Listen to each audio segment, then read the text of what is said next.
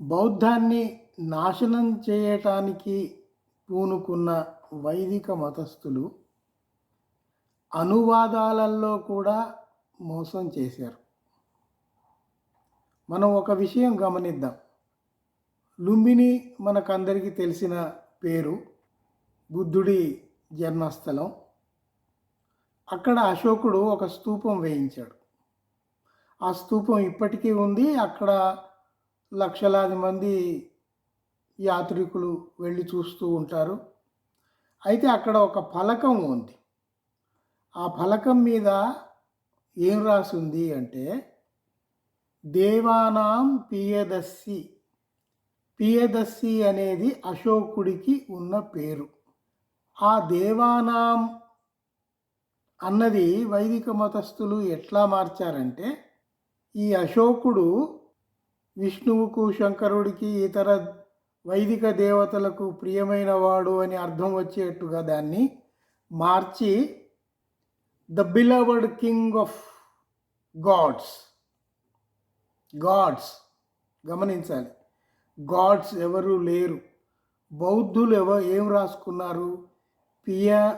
దేవానాం పియదస్సి అంటే బౌద్ధులకు దేవుడెవరు? బుద్ధదేవుడే.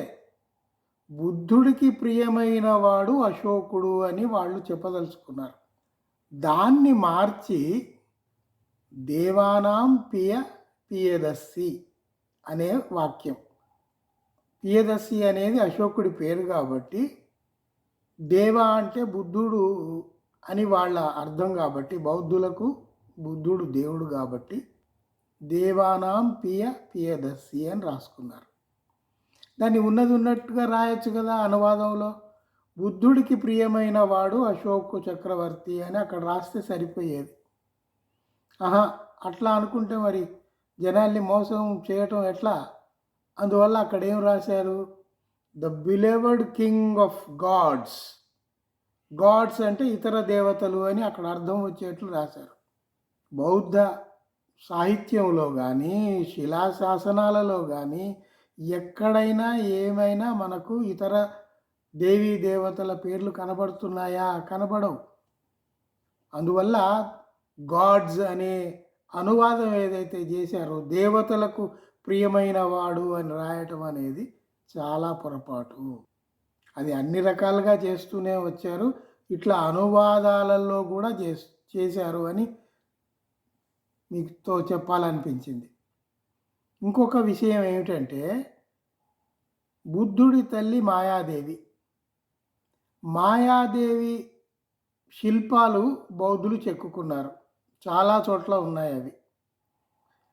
ఆమె కోసం నిర్మించుకున్న మందిరాలు 18 మందిరాలు అష్టాదశ శక్తిపీఠాలు అని ప్రకటించుకున్నారు.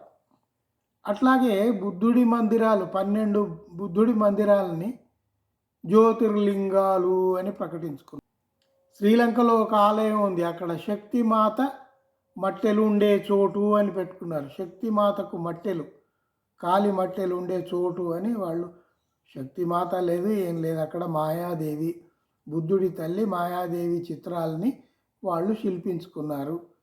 ఒక్కటి గమనించాలి, బౌద్ధుల కాలంలోనే మొట్టమొదటిసారి శిల్పాలు చెక్కటం ప్రారంభమైంది. అంతకుముందు శిల్పాలు లేవు, అంతకుముందు స్తూపాలు లేవు. అందువల్ల ఈ రకమైన మోసాలు ఎట్లా చేస్తూ వచ్చారు అని చెప్పటానికి నేను ఈ విషయాన్ని మీకు గుర్తు చేద్దామనిపించింది. ఇంకొక విషయం ఏమిటంటే, గర్భగుళ్ళు ఉంటాయి. గర్భగుళ్ళల్లో గాలి వెలుతురు ఉండదు. ఆ మధ్యలో ఒక విగ్రహం ఉంటుంది లేదా లింగం ఉంటుంది. వీళ్ళు వైదిక మతస్థులు ఏం చెప్తారంటే, బ్రాహ్మణులు ఉచ్చరించే ఆ వేద మంత్రాల ప్రభావం వల్ల అవి ఆ విగ్రహాన్ని తాకి, అవి మళ్ళీ రిఫ్లెక్ట్ అయ్యి గోడలకు తాకి ఒక పాజిటివ్ ఎనర్జీని పుంజుకొని ఆ ద్వారం ద్వారా అవి బయటికి వెళ్ళి భక్తులకు మేలు కలగజేస్తున్నాయి అని ప్రచారం చేస్తారు. సరే, నమ్ముతామండి. కానీ వాటిని వైజ్ఞానిక పరికరాల ద్వారా నిరూపించి ఈ పాజిటివ్ ఎనర్జీ మీరు చెప్పేది ఏమిటి అనేది చూపించి అప్పుడు మాట్లాడాలి. అంతవరకు ఊరికే గాలి మాటలు చెప్తే అవి ఈ రోజుల్లో నిలబడవు.